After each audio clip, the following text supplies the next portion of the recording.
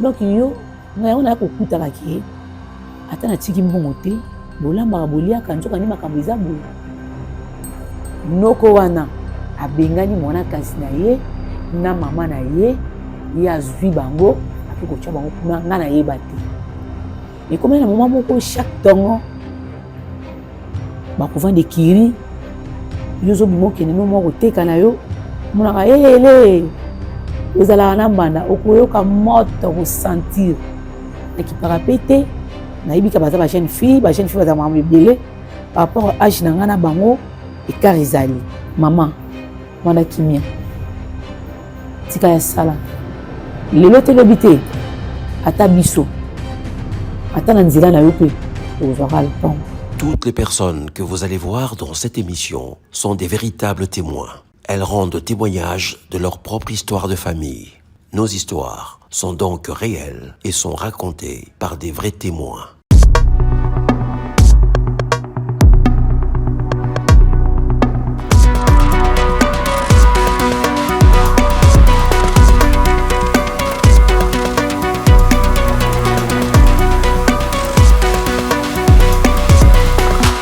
Ils vécurent 38 ans ensemble et eurent 12 enfants. Ce qui peut paraître comme une union parfaite est devenu un enfer le jour où une jeune fille de 18 ans est entrée dans la vie de l'homme. Voici Béatrice Makiesi.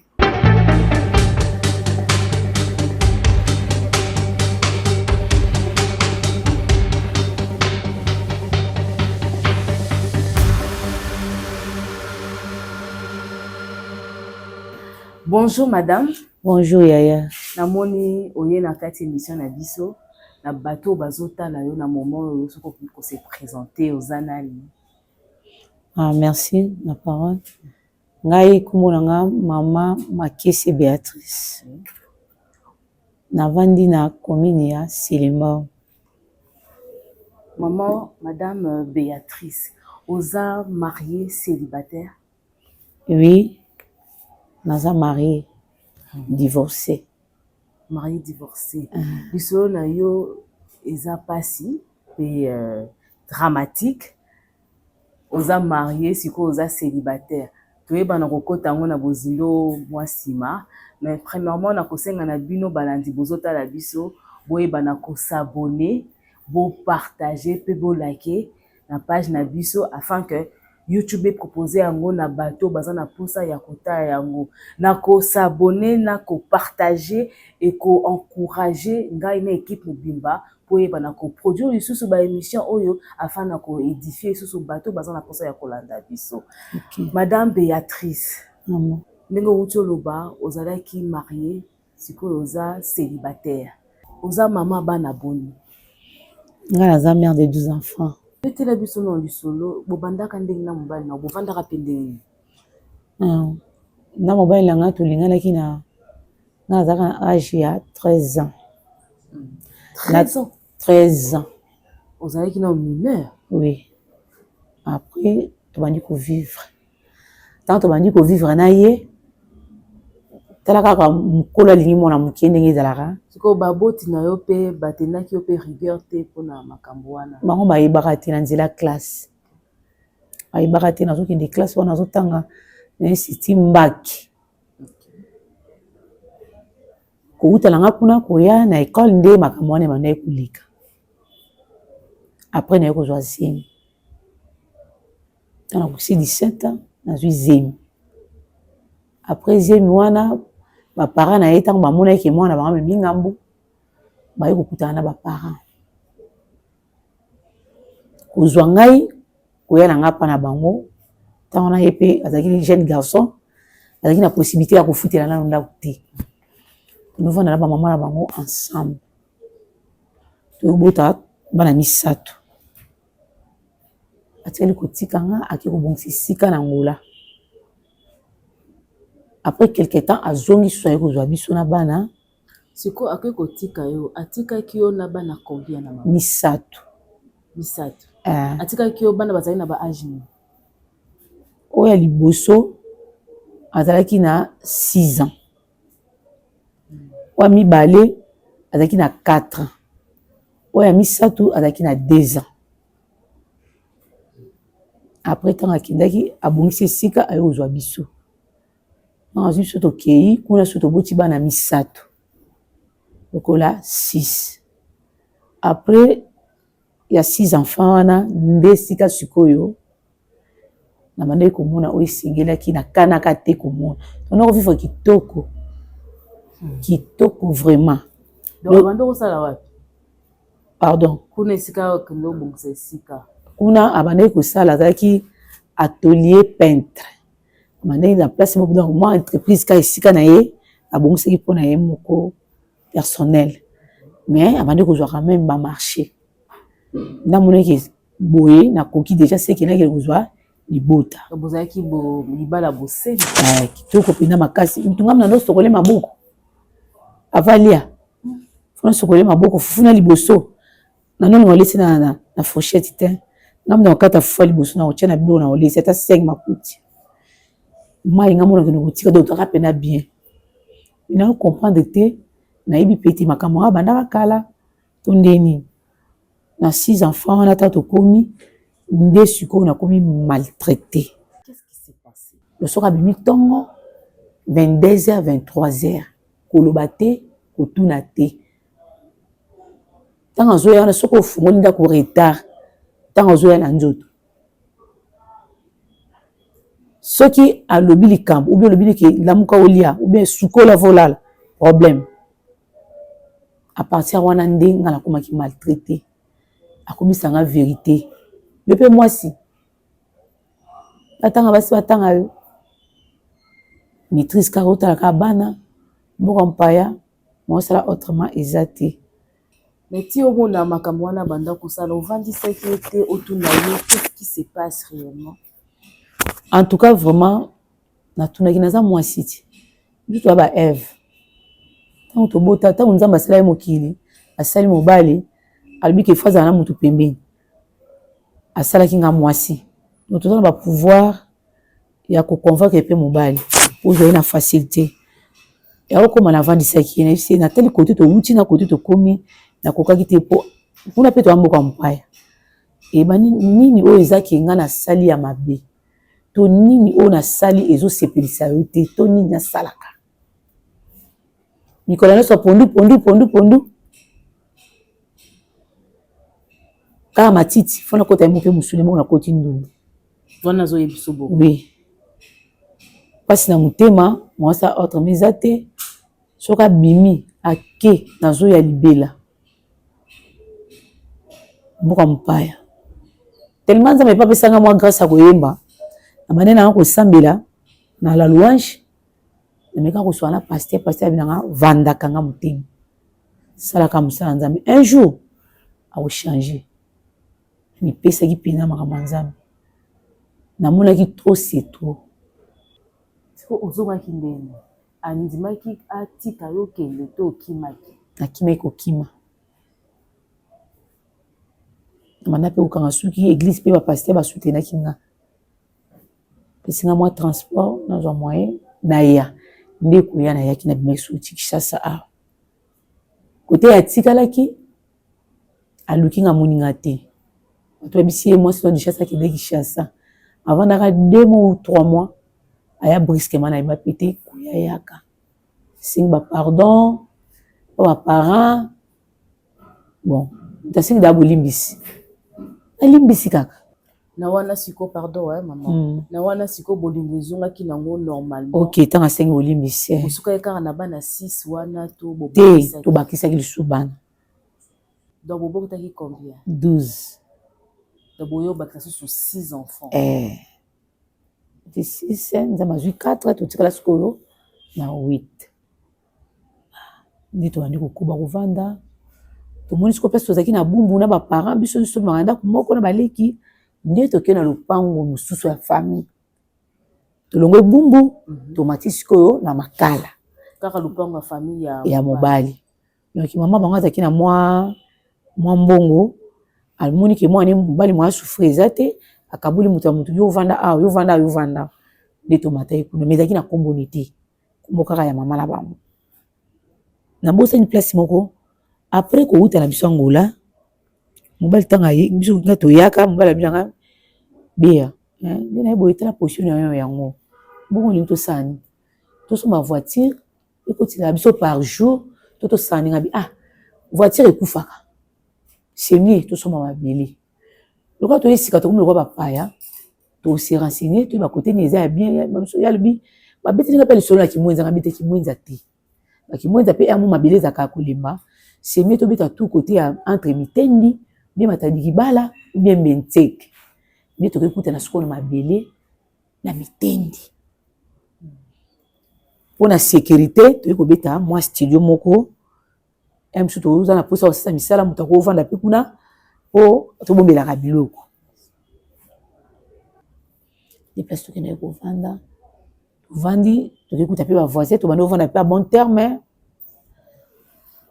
mais koya ya voisin na biso abengisaki bato na ye bauta mboka tiela nde sika makambo eyai kopesa trouble tokuma esika oyo toza lelo makambo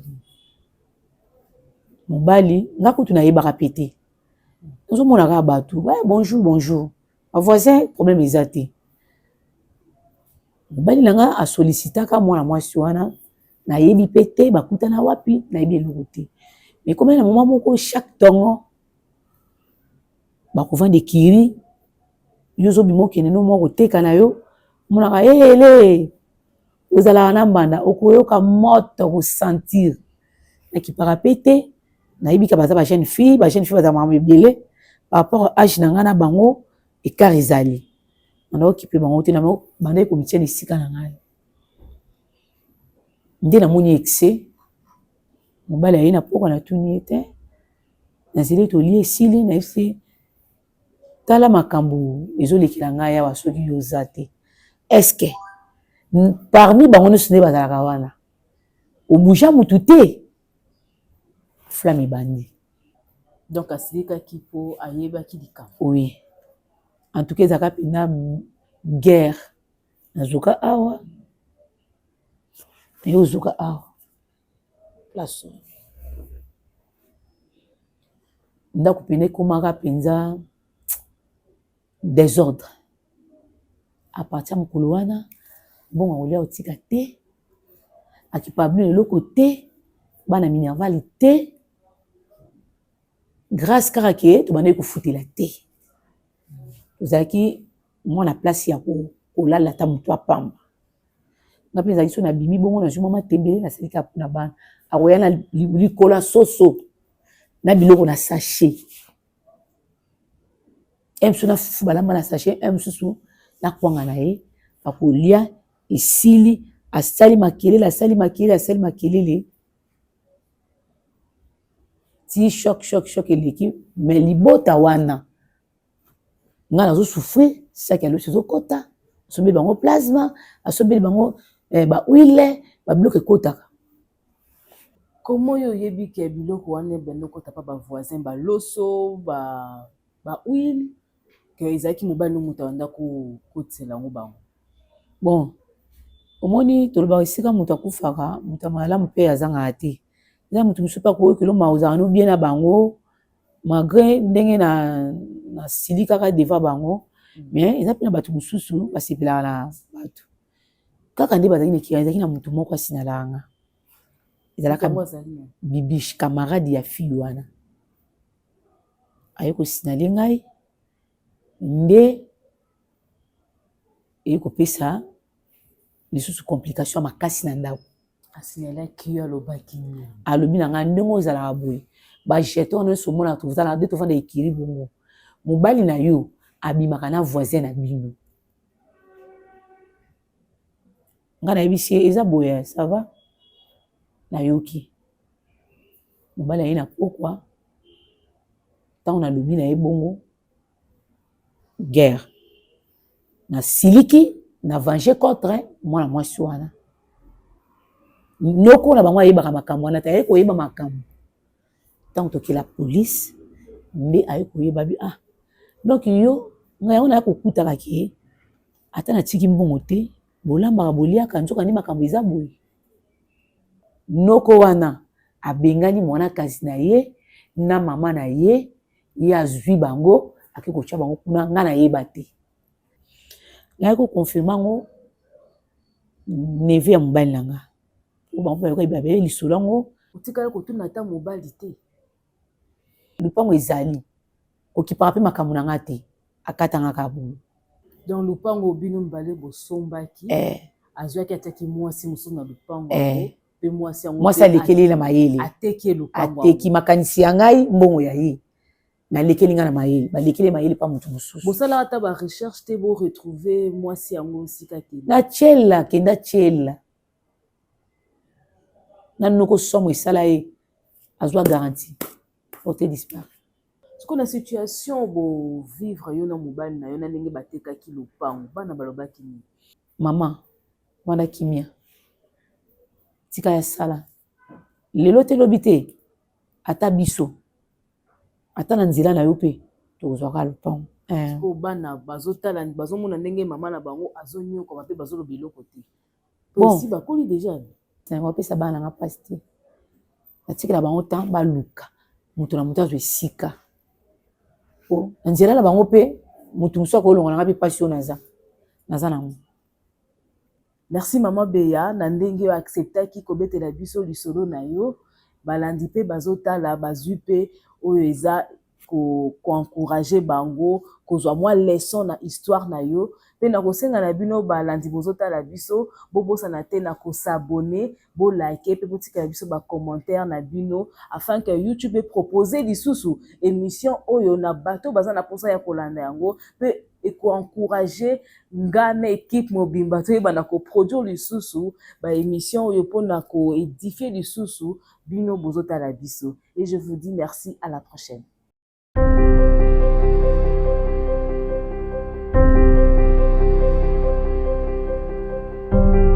Le centre d'assistance médicale à la procréation est l'une des rares structures en RDC qui permettent aux couples infertiles d'avoir recours à la fécondation in vitro. Il est en innovation constante.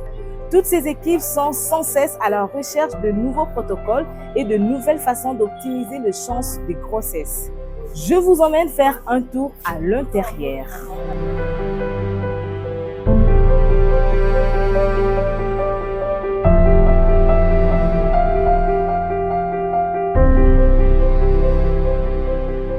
Je suis gynécologue obstétricien, fertiliste, donc je m'occupe de la prise en charge de couples infertiles.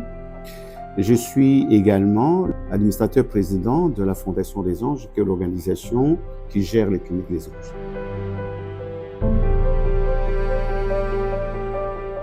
Ici en Afrique, quand un couple n'a pas d'enfant, c'est la femme qu'on indexe. Et donc, je vais leur dire que habituellement, tous les mois de mars, nous organisons des campagnes de dépistage de maladies gynécologiques. Et cette fois-ci, nous allons associer également les dépistages de couples infertiles et leur prise en charge. Donc, c'est une très très bonne nouvelle.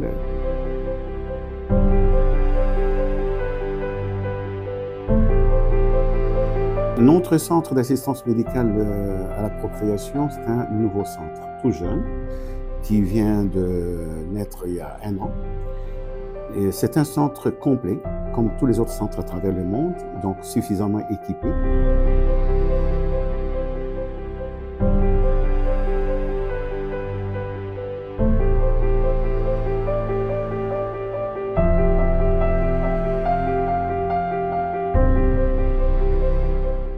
Le centre d'assistance médicale à la procréation vient de naître dans un service de fertilité qui existe à la clinique des Anges depuis plus de 30 ans. Donc c'est depuis longtemps que nous prenons le couple infertile en charge et nous avons autant d'enfants qui sont nés de cette clinique et des cliniques des Anges parce qu'il y en a plusieurs. Normalement, pour pouvoir créer un centre d'assistance médicale à la procréation, il y a des conditions qu'on doit réunir, c'est-à-dire d'abord avoir l'autorisation de ce qu'on appelle les comités d'éthique. Parce qu'on va manipuler les cellules humaines et tout ça. Vous devez avoir cette autorisation, cette certification pour commencer. Parce que la loi de bioéthique n'existe pas encore dans notre pays, comme dans les autres pays. Donc, ça, c'est la première chose. Et avoir la possibilité d'acquérir les matériels de pointe.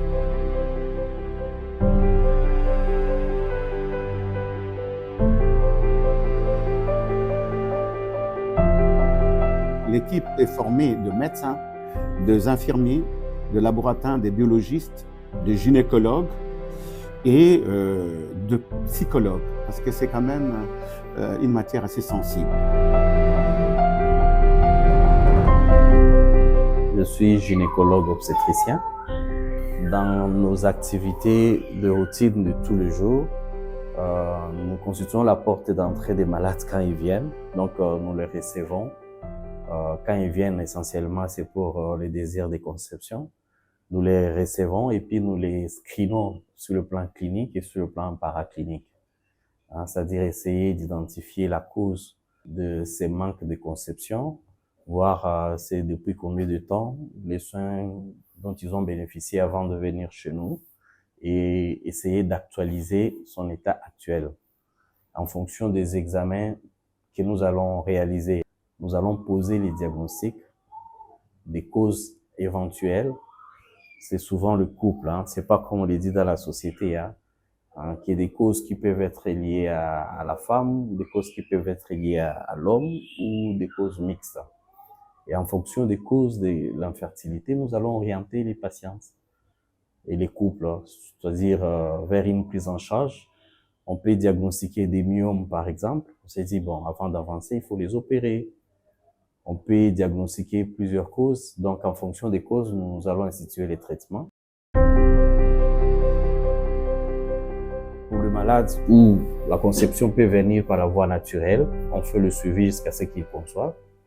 Et pour le malade pour lequel la conception par la voie naturelle semble difficile, nous les orientons directement dans le centre d'assistance médicale à la procréation, pour soit une fécondation in vitro ou soit les ICSI, les injections intracytoplasmiques de spermatozoïdes, ou soit éventuellement pour les inséminations intra-utérines du sperme. C'est en dehors du corps de la femme que nous appliquons la technique de fécondation in vitro. Il y a deux manières de faire. Vous prenez les œufs, vous les mettez dans une éprouvette, comme je l'ai dit, et entre-temps, pendant que vous avez commencé à ponctionner, le mari doit venir dans un autre service qu'on appelle le service d'andrologie pour donner les spermes. Le travail ici de donner les médicaments, de ponctionner les ovocytes, tout ça c'est fait par les gynécologues que nous sommes et les médecins généralistes.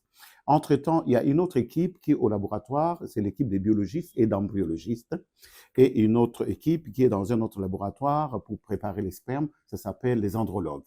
Il faudra que cette femme, naturellement, puisse avoir un ovocyte ou un ovule, mais que le mari puisse éjaculer plus d'un milliard, de spermatozoïdes pour qu'un seul d'entre eux puisse pénétrer dans un seul œuf que la femme a donné. Vous voyez? Donc là, en matière de fertilité, il n'y a pas de parité. Donc vous donnez un œuf, mais il faut des milliards. Maintenant, la technique nous permet de pouvoir prendre, pas tous les milliards, on choisit le meilleur des spermatozoïdes, quelques millions, et bien qu'on met ensemble avec les ovocytes dans une éprouvette. Et 48 heures plus tard, nous revenons regarder pour voir s'il y a un embryon. L'embryon est formé par le fait que les spermatozoïdes doivent pénétrer dans l'ovocyte. Et si nous avons un ou deux ou trois, nous sommes contents. Et ces embryons doivent être gardés dans des conditions qui, en fait, rappellent les conditions de la matrice, où les gaz sont mélangés de manière à ce que l'embryon en question puisse vivre. Donc, on le met dans cet appareil qu'on appelle l'incubateur. Et il faudra que quelques 5 jours après, nous puissions avoir un embryon mûr, qu'on appelle blastocyste. C'est cet embryon-là qu'on peut remettre, on appelle la dame, le même jour, 5 jours après la ponction, pour remettre l'embryon dans son ventre. On en met 2 au maximum pour qu'on puisse avoir la chance d'avoir au moins un qui puisse s'accrocher. Donc, du moment que nous avons fait ça, ça s'arrête. Mais je vous ai parlé de cette façon de faire, ça s'appelle fécondation classique, FIV classique. On s'est rendu compte que même si vous les mettez ensemble, eh bien vous revenez, 48 heures plus tard, il n'y a pas d'embryon. Donc, aucun spermatozoïde n'a pénétré l'ovocyte.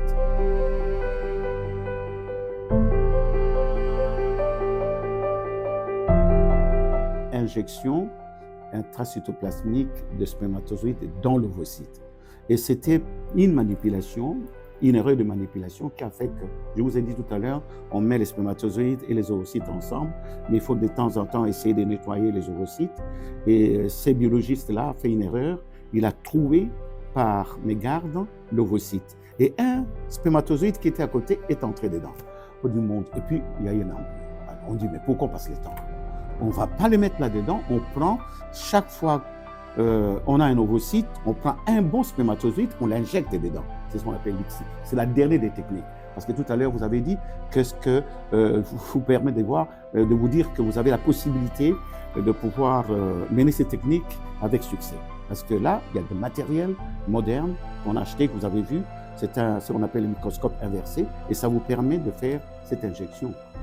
Donc, si vous avez injecté 5 ou 6 ovocytes, eh bien, encore une fois, vous les mettez dans l'incubateur et vous revenez quelques temps après voir s'il y a des embryons. S'il y a des embryons, qu'est-ce que vous faites? Vous les mettez dans un réfrigérateur où on doit les congeler. Parce que les techniques que nous utilisons, les protocoles qu'on utilise maintenant, exigent que tous les embryons que vous avez obtenus, vous devrez les congeler.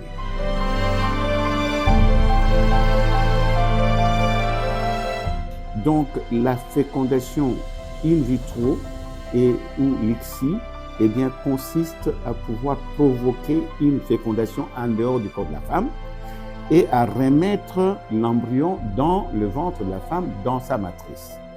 Si vous l'avez fait et tout ce que vous avez comme artificiel s'arrête, maintenant, c'est Dieu qui décide si l'enfant va pouvoir tenir, si la grossesse va aller jusqu'à terme. Il est bien entendu que lorsque vous faites ça, la femme doit être sous surveillance parce que cette grossesse est une grossesse précieuse et vous allez donner d'autres atouts, d'autres médicaments pour que ça tienne jusqu'à la fin.